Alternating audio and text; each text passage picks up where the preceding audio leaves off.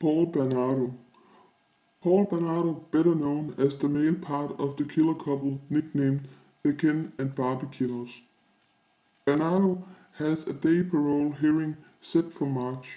Bernardo is one of the most vilified serial killers in Canadian history, and in just a couple of months he could be walking the streets again. Bernardo has been designated a dangerous offender.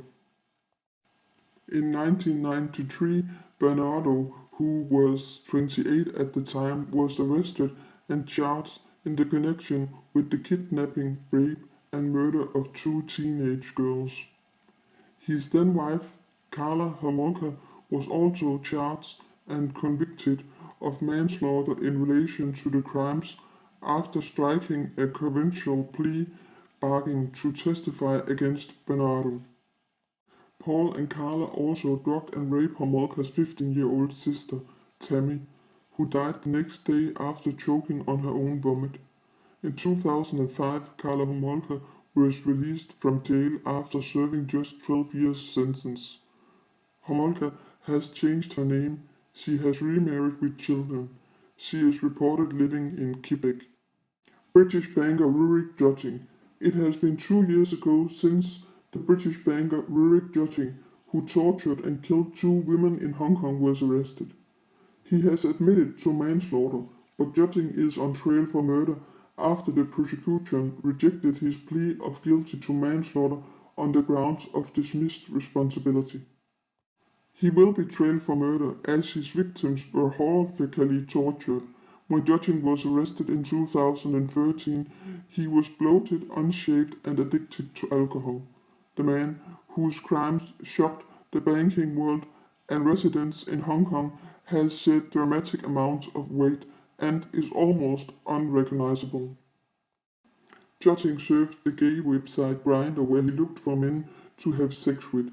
He also had encounters with 2 transsexuals and a numerous of prostitutes. According to a psychiatrist, Jutting is described as having narcissistic personality disorder and sexual sadism. Double killer Jutting's life really spiraled out of control as he lied to his employees he was HIV positive after he missed out on a lot of work because of his drug use, addiction to violent pornography, and prostitutes. If you missed out on our previous video about the Hong Kong killings, we will place a card in the corner of this video in a second, so you can get more information on the case. Millionaire jailed for murder. A jealous and possessive millionaire is jailed at least 17 years for the murder of a young British woman. The pair met on an internet dating site called MuslimMatch.com. They had a 2-year romance traveling between the UK and New York at least 3 times. At one point he showered the young woman with gifts, but as she came home with an injured lip from their last meeting, she began to look for another relationship, which was the trigger for jealousy and murder. He strangled her, washed her body, placed her hands together, and faked a suicide note pretending to be from her. The Ohio serial killer Shawn Grate. If you have followed crime in general for a while, you might be familiar with the word murderabilia. We will briefly explain what it is if you haven't heard about it. Murderabilia is when a killer has made stuff, written letters, and so forth that gets sold most likely on the internet. There is actually web shops where it's possible buying. As an example, we have seen a piece of Charles Manson's hair sold on one of those sites. The Ohio serial killer should somehow have been able to sign some notes. On one he has written the number 5 and signed it with his name. The number 5 should represent the number of victims he left behind. The note was priced $50 and was marked out of stock, so the item must have been sold. But while reading about the murderabilia, there were still notes with his writing marked in stock. As Grate has not been convicted, the families of the victims cannot use the Son of Sam law. It is the law that bars convicted offenders from selling performances books, movies, or television shows about the offenses as well as their life stories. The cat serial killer from the United Kingdom. We decided to cover this case for different reasons. First of all, our team is all animal lovers, and some of us especially love cats, so this awful case really hits a nerve. Secondly, we know most serial killers in the making begin killing animals before they turn to killing humans, so let's get into the case. Dead and mutilated cats were first discovered 2 years ago in South London. Last month, 13 cats were killed in 13 days, making it the deadliest month since the killer first struck.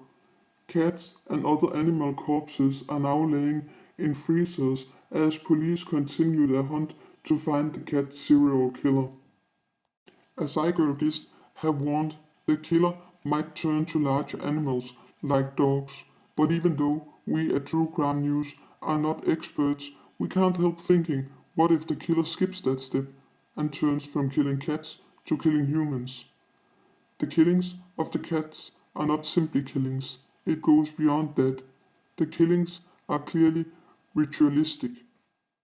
Post-mortem examinations on 37 animals have revealed the cats were killed by blunt force before they were mutilated. The details about the mutilations are very graphic, so we will not go into the subject in this video. If you want to read all about the cat killer, we have placed a link in the description for an article that describes the case in details. Serial killer Todd Kohlhepp. We made an exclusive video about the case of Todd Kohlhepp a couple of days ago. We will place a card in this video so you can watch it. But since we made the video, another body was found on his property. At the time the body was discovered, police couldn't tell anything about the gender, how the person was killed, or when the person was killed.